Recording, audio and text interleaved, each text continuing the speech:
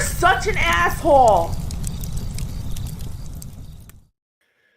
I thought there'd be a lull. There was no like 12 effing videos yesterday.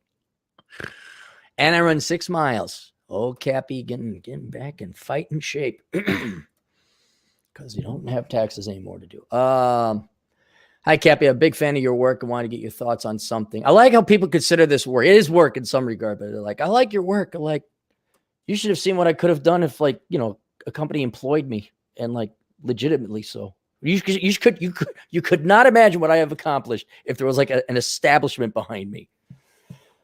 This is what I did on a security guard salary. Could you imagine what would happen if you gave me $1 billion?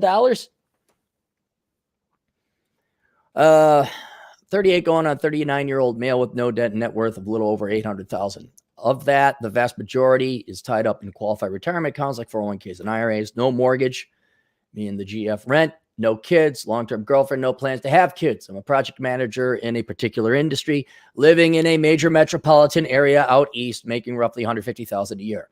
The money is great, but the hours of stress are grating, and it's getting to where it's not worth it. My question is, given where I am in life, financial geography, age, etc., and knowing that I want freedom, flexibility, and less stress more than a lavish lifestyle, what steps would you recommend I take so that the next 3 to 6 years, I have a great chance of attaining that freedom and flexibility? 3 to 6 years, that's a long investment horizon.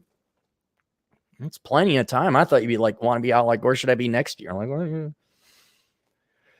I'm currently saving about 40% of post-tax income, so I live relatively minimalist lifestyle given my location. I'm not looking to retire early as I'm sure I'd get bored on my mind, but I'm starting to get worn down and burnt out in what I've been doing the past 16 years. I would appreciate any thoughts, any and all thoughts and ideas you have on this. I would love a video response about people similar situation. So I said, all right, how much time do you spend sending out resumes to other parts of the country you have an interest in? Also, how much time do you spend researching different areas of the country to move to?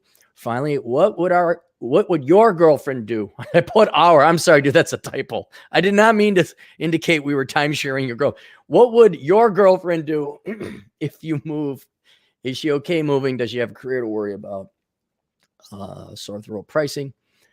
My girlfriend would move with me. She's lived in this area her whole life and eventually wants to leave as she's sick of the hustle and bustle and high cost of living. She does have a career, but she doesn't attach her entire life and identify to it as so many millennial and Gen Z women do, thank God. But the career is the number one thing. Should come up with a life-size dog called Career, and then girls can just hug it. We have both looked at Texas and Florida as alternative places to move, as well as the Carolinas. I even suggested Wyoming. Don't go to... No. Don't go to Wyoming. Though I question that after hearing several of your videos where you don't have much good to say about Wyoming. Do you want to fornicate with your cousins? That would be... Can you say who dang diggly, do dang diggly do? With the do dang diggly dongles. In addition to the idea of relocating to an area with a lower cost of living, I've been thinking about dropping the amount I contribute to retirement accounts and putting it directly into a brokerage fund so I could try to enjoy the growth of the stock market while having more liquidity and not getting a hefty penalty levied against me for early withdrawal.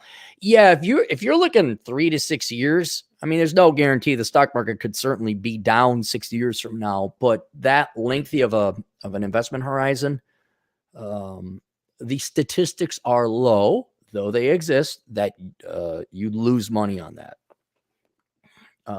And you know what? You could just throw that money into a bond fund, high quality bond fund, or something that's a little less risky, a little more price stability, slow capital appreciation, value fund, something like that.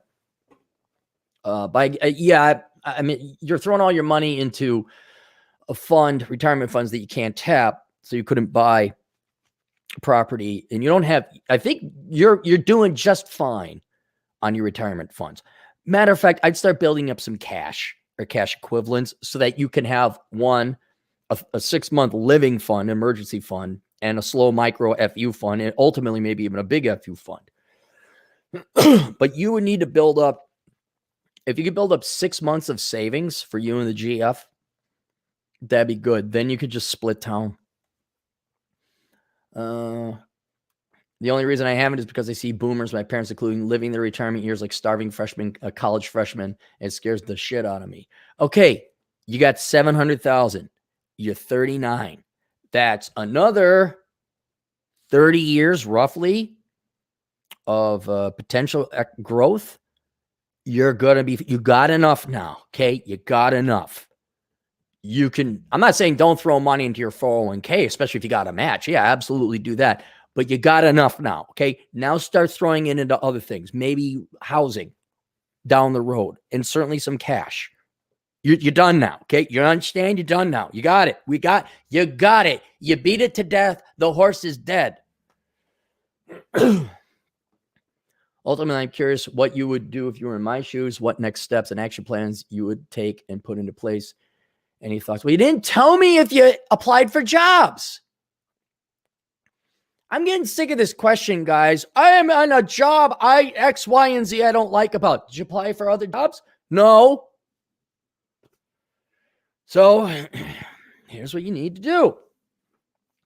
You need to first, because you've been way over investing, I'd say. Well, not way over investing. There's no such thing. You've over invested in retirement. Say, you got it. That horse is dead. You killed it. Now it's time to build up your cash reserves. Right? So you're not some starving pauper. Just build up some cash. 6 months. All right. And you have 2 part-time jobs now in addition to your current job. 1, start applying for jobs out of state in states that you'd like to go. 2, research the states you'd like to go to. If you're wondering, Aaron, which state should I go to? There's a great book, very helpful book called Reconnaissance Man. I would read through this book, and it depends on how busy you are and if you can work from home or whatever, but I would fly to different areas, rent a car in Denver, drive around Denver, see what it's like. Fly to Salt Lake, fly to Dallas, fly down to Florida, check out St. Pete, check out Fort Lauderdale, check out Miami. All right. And at least over the next year, and you could either send you or your girlfriend, or you both go, but someone's got to go out there and reconnoiter the United States. Oh, we like this place. We like that place. And ideally, you send out a resume to a place that you both like, and you get the job offer there, and then you leave. All right. But until that point in time comes, because, depends, you don't control that. You keep on working, doing what you do. You save up your money, and you get at least 3 months cash. At least. I would say 6. And then once you have 6 months living expenses saved up, all right, okay, now you got some options. Now, you may not have to get a job offer. I would get a job offer, but now you can, okay, we get a little bit more secure here. All right. But inevitably, if you help me get out of my position. Well, what have you done to research where you'd go after your position? Nothing. Well, come on, guys. Like, Jesus fucking Christ. Apply for jobs, research areas you'd like to go. And it is a job. I know you get back from work and you're tired. I get back from work and I'm tired. Well, look, getting back from work, I'm just sitting in the same spot. But there's times I don't want to go to the gym. How do I lose weight, Aaron? Go to lift weights, run, don't eat as much. How do I find another job, Aaron? I don't like my job. Go apply. Did you apply for other job? Well, I don't like this car. Did you sell it and get a new one? No. Well, so there you go. That's what I would do. And if you got a little vacation time, I recommend 3-day vacations. You and your wife or girlfriend, you fly out. Hey, dear, we're going to check out Milwaukee. Don't go to Milwaukee. There's no reason. Bunch of self-loathing, fat, mean Germans. You thought the Nazi Germans were bad. Go to Wisconsin. You'll see some mean Lutheran Germans there. Bunch of douchebags.